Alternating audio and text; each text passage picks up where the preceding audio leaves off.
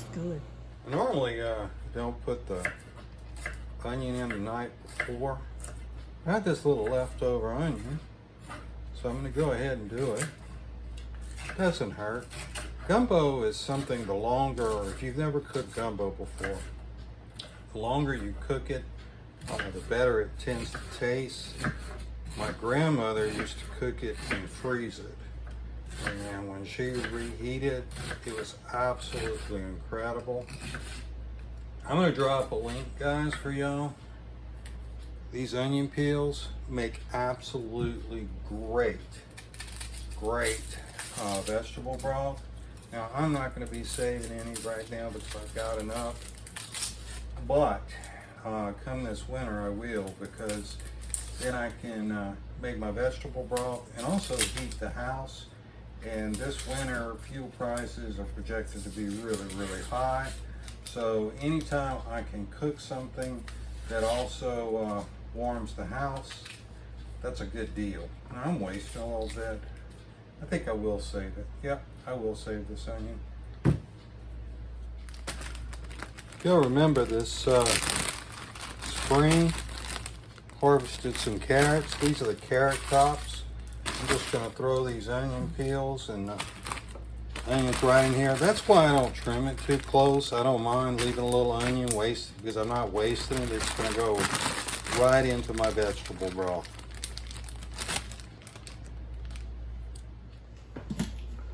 Cooking in a crock pot. It is the summertime, the air conditioner's on, and the last thing I want to do is be cooking gumbo that I'm going to cook hours on top of the stove and put all that kind of heat in the house. Also want to show y'all something, kind of a hint for a future video, vlog. These are spring onions. They've been put in water. Look at all those roots. They've probably been in there about 3 weeks. I'm going to plant them in the next day or two. All I have to do in here is just filter some water.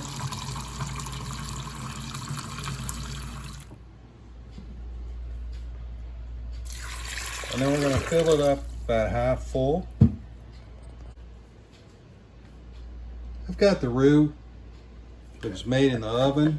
I'll drop a link to that video.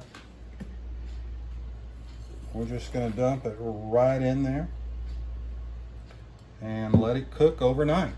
See you in the morning. Gumbo's been cooking all night. It's time to turn it on high.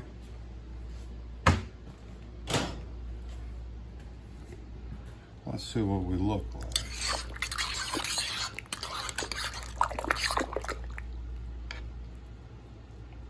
Nice dark color. We're good. It could be a little bit richer, but that's all the roux I have.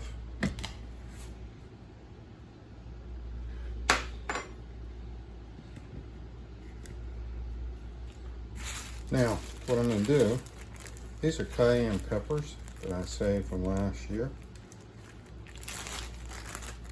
I'll go ahead, it's about 1.5. Put it in. This is a green gumbo, so I got parsley.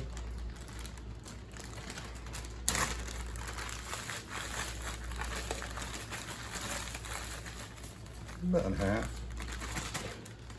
But guys, when you're cooking a green gumbo, it's predominantly just greens.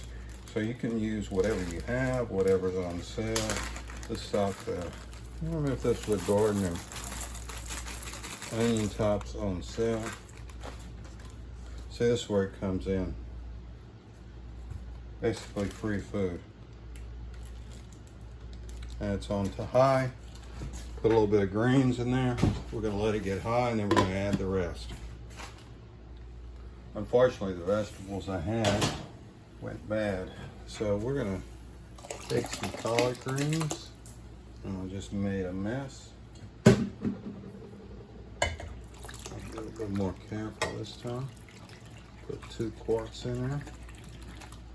But again, you can put, what I normally do in the winter, I'll use beet tops, turnip greens, whatever's in the garden or whatever I can get my hands on, and just make a gumbo. So now all we gotta do is let it cook a couple hours till lunch and we're ready to go. I'm saying we're ready to go. I didn't even season this. Hickory liquid smoke. You don't have to use liquid smoke. I just find it gives it better flavor.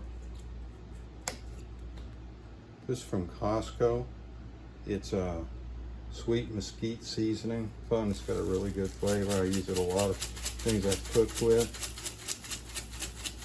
Now, in about an hour or two, I'm going to taste it, and then I'm going to put a little salt. I try and use as least salt as possible, but we'll taste it and see.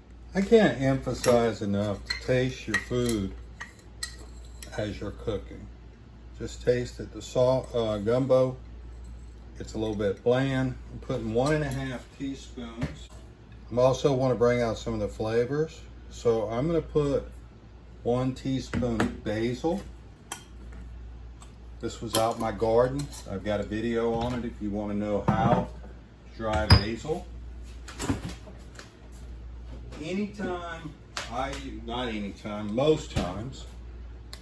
Most times that I cook with basil, I take a little tomato sauce and I add, now you know, I'm just putting 3 teaspoons.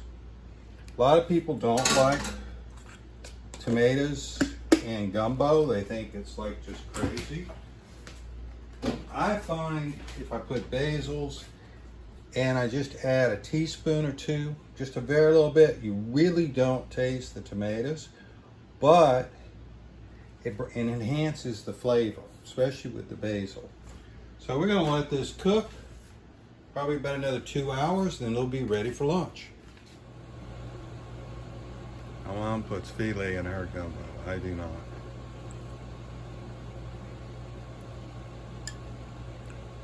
It's good.